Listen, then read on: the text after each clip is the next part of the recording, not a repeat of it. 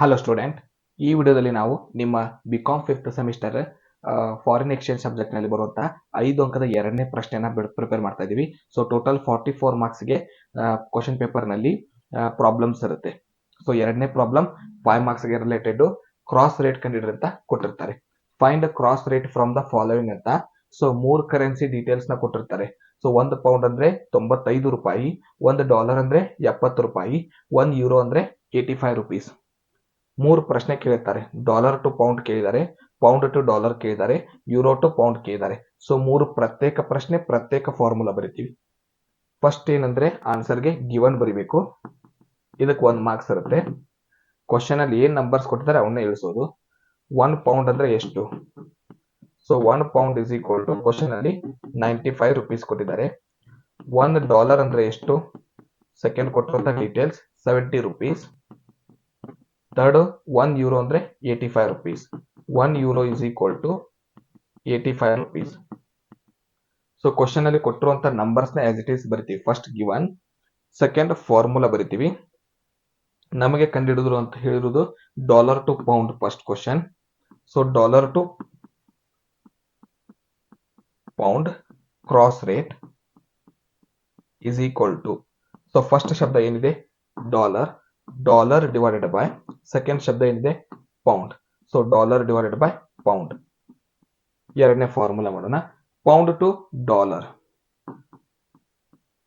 Pound to dollar cross rate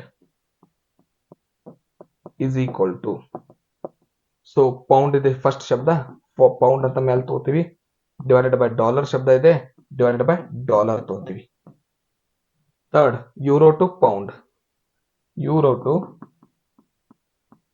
pound cross rate is equal to euro first ಶಬ್ದ ಇದೆ, so euro divided by pound.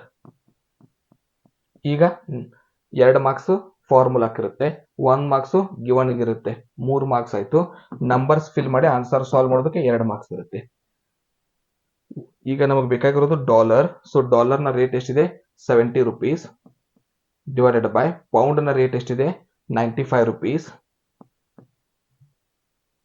Pound rate ಎಷ್ಟಿದೆ 95 rupees, divided by dollar rate ಎಷ್ಟಿದೆ 70 rupees. Euro rate ಎಷ್ಟಿದೆ 85 rupees, divided by pound rate ಎಷ್ಟಿದೆ 95 rupees. So ಇವುಗಳನ್ನ divided by ಮಾಡಿ answer ಬರೆದ್ರೆ so ಎರಡನೇ ಮೆಥಡ್ ಕಂಪ್ಲೀಟ್. ಕ್ರಾಸ್ ರೇಟ್ ಅಂತ ಕರಿತೀವಿ ಇದಕ್ಕೆ. 70 divided by 95, 0.73. Next one, 95 divided by 70, 1.35. Next, 85 divided by 95, 0.89. So ಇವುಗಳಲ್ಲಿ ಹೈಯೆಸ್ಟ್ ನಂಬರ್ ಯಾವ್ದು ಬಂದಿದೆ 1.35. So cross rate is better, cross rate is better in. So ನಮ್ದು ಆನ್ಸರ್ ಮಿಡಲ್ ಬಂದಿದೆ. ಸೊ ಮಿಡಲ್ ಕ್ವಶನ್ ಏನು pound to dollar, pound to dollar. So highest rate ಬರೋದನ್ನ ನಾವು answer ಆಗಿ select ಮಾಡಿ ಕಮೆಂಟ್ ಬರಿತೀವಿ. ಕ್ರಾಸ್ ರೇಟ್ ಯಾವ್ದು ಬೆಟರ್ ಇರುತ್ತೆ, ನಮ್ದು ಆನ್ಸರ್ ಅಲ್ಲಿ ಯಾವ್ದು ದೊಡ್ಡದು ಬಂದಿರುತ್ತೆ ಅದು ಬೆಟರ್ ಆಗಿರುತ್ತೆ. ಸೊ ಇದಿಷ್ಟು 5 ಅಂಕದ ಎರಡನೇ ಮೆಥಡ್ ಕ್ರಾಸ್ ರೇಟ್ ಮೇಲೆ ಪ್ರಶ್ನೆ ಕೇಳಿದಾಗ. ಮುಂದಿನ ವಿಡಿಯೋದಲ್ಲಿ 10 ಅಂಕದ ಪ್ರಾಬ್ಲಮ್ ಬಗ್ಗೆ ಡಿಸ್ಕಷನ್ ಮಾಡೋಣ. ಧನ್ಯವಾದಗಳು.